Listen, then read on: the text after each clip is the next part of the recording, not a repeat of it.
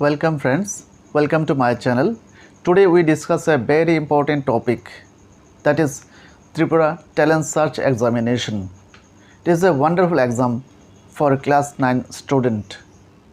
আজকে আমরা ওই এক্সাম সম্বন্ধে বিস্তারিত জানবো এক্সামের কোশ্চেন প্যাটার্ন, সিলেবাস এবং সাবজেক্ট, কত মার্কস এক্সামটা হয়, কতটুকু টাইম দেওয়া হয়, কীরকম টাইপ এক্সামটা হয়, বা কোন সময় এক্সামটা নেওয়া হয়, কোন মাসে এক্সামটা হয়, কোন মাসে বা ফর্ম ফিল আপ করতে হয়, সব আমরা বিস্তারিত জানব। এরকম শিক্ষামূলক ভিডিও পেতে এবং ছাত্রছাত্রীদের জন্য খুবই উপকারী ভিডিও পেতে এই চ্যানেলটিকে সাবস্ক্রাইব করো এবং তোমার বন্ধুদের কাছে শেয়ার করো। ত্রিপুরা ট্যালেন্ট সার্চ এক্সাম একটি ওয়ান্ডারফুল এক্সাম। কেন বলছি দেখো, একটি মাত্র পরীক্ষায় যদি তুমি সিলেক্ট হয়ে যাও তাহলে প্রতি মাসে তুমি 1000 রুপি করে পেয়ে যাবে। প্রতি মাসে 1000 করে, মোট 15 মাস তুমি পাবে স্কলারশিপ। চলো সেই এক্সামটা সম্বন্ধে বিস্তারিত জেনে নিই। সেই এক্সামটা দুটি পার্টে হয়ে থাকে, দুইটা পেপার ধরে নিতে পারো। একটা হলো ম্যাথামেটিক্স আর একটা হলো সায়েন্স। ম্যাথ হবে 100 মার্কসে এবং সায়েন্স হবে 100 মার্কসে। একদিনই দুইটা পরীক্ষা হবে, জেনারেলি রবিবার দিন হয়।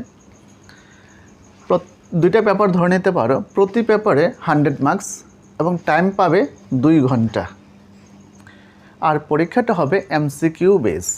MCQ means multiple choice question. That means 4টে উত্তর দেওয়া থাকবে, সঠিক উত্তরটাকে টিকমার্ক করবে। এবং পরীক্ষাটা হবে ওএমআর বেস। ওএমআর মানে কি দেখো, ওএমআর কথার মিনিং হলো অপটিক্যাল মার্ক রিকগনিশন। সেটা একটি লেটেস্ট এবং খুবই নির্ভুল প্রক্রিয়া। মূল্যায়নের জন্য 100% অ্যাকুরেসি দেয়, সেটা খুব ভালো। দেখো ওএমআর শিট পরীক্ষা সম্বন্ধে কীভাবে ফিল আপ করতে হয় প্যাটার্নটা, ওই ব্যাপারে আমরা বিস্তারিত আরেকটা ভিডিওর মাধ্যমে জানবো।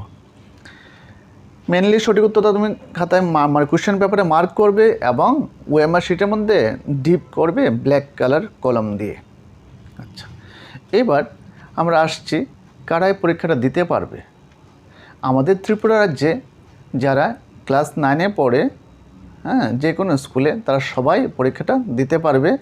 আর পরীক্ষাটা দুইটা পেপারে হবে, ম্যাথ আর সায়েন্স। ম্যাথ আসবে 100-এর মধ্যে দেখো 90 আসবে ম্যাথ আর 10 মার্কস আসবে মেন্টাল অ্যাবিলিটি টেস্ট। তো মোট হলো 100। ঠিক তেমনি সায়েন্স হলো 100 মার্কস, 100-এর মধ্যে 90 আসবে সায়েন্স থেকে আর 10 মার্কস আসবে মেন্টাল অ্যাবিলিটি টেস্ট থেকে। মেন্টাল অ্যাবিলিটি টেস্ট সম্বন্ধে ভিডিও আমার এই চ্যানেলের প্লেলিস্টে যাও, পেয়ে যাবে। এতে তোমাদের সিলেবাসটা ফুল কভার করে দেওয়া হয়েছে। আর সায়েন্সের মধ্যে 3টে পার্ট রয়েছে, physics, chemistry, biology. Physics 30 marks, chemistry 30 marks এবং 30 মার্কস, এরকম করে আসে। আর সিলেবাসটা দেখো, ক্লাস 9-এর সম্পূর্ণ সিলেবাসটা কভার করে নেবে ম্যাথ এবং সায়েন্স। এখান থেকে প্রশ্ন থাকে, আর 1-2টো প্রশ্ন কিছু অ্যাডভান্স তো থাকবেই। প্রত্যেকটা টপিক ওয়াইজ একটু অ্যাডভান্স নলেজ নিয়ে রাখবে, যেহেতু কম্পিটিশন এক্সাম তাই। আর 2-একটা প্রশ্ন ক্লাস 8 থেকেও থাকতে পারে, আর 2-একটা প্রশ্ন ক্লাস 9 পরিবর্তে ক্লাস 10 থেকেও থাকতে পারে। তো ম্যাক্সিমাম ক্লাস 9-এর সিলেবাস থেকেই আসে। কনসেপ্ট ক্লিয়ার থাকতে হবে, কনসেপ্ট বেসড কোশ্চেন আসে।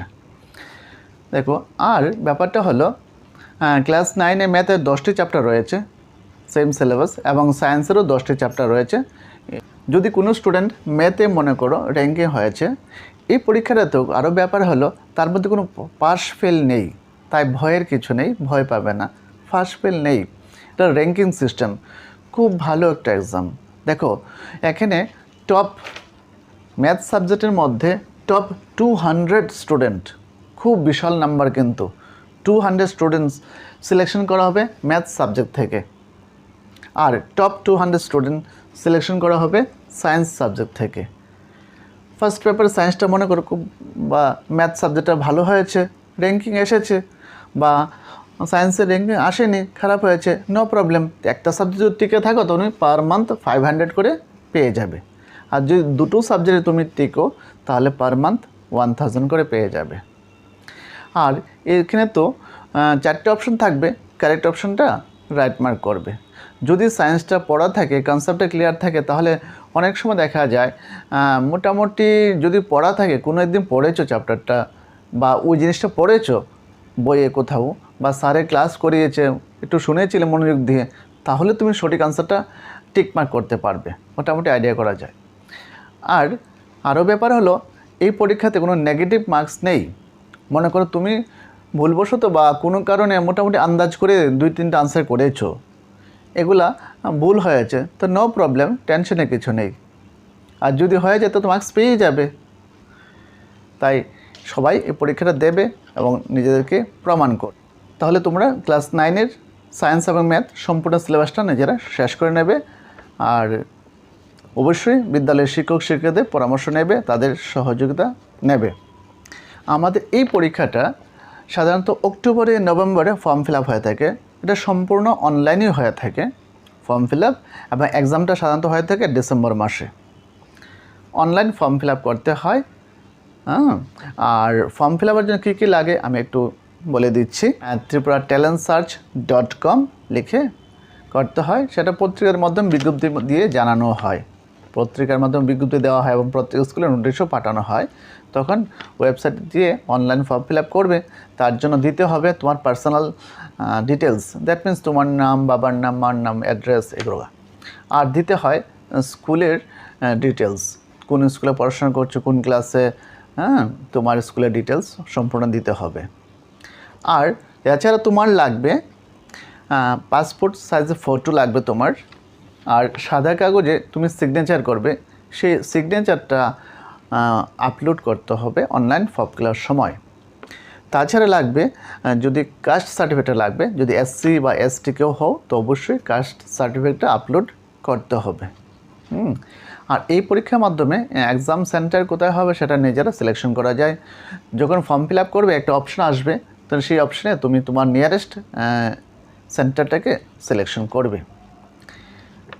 তাই এই ভিডিওটি দেখার পরে তোমরা আশা করি সবাই সেই পরীক্ষা দেওয়ার জন্য প্রস্তুতি নেবে এবং দেবে, পাবে।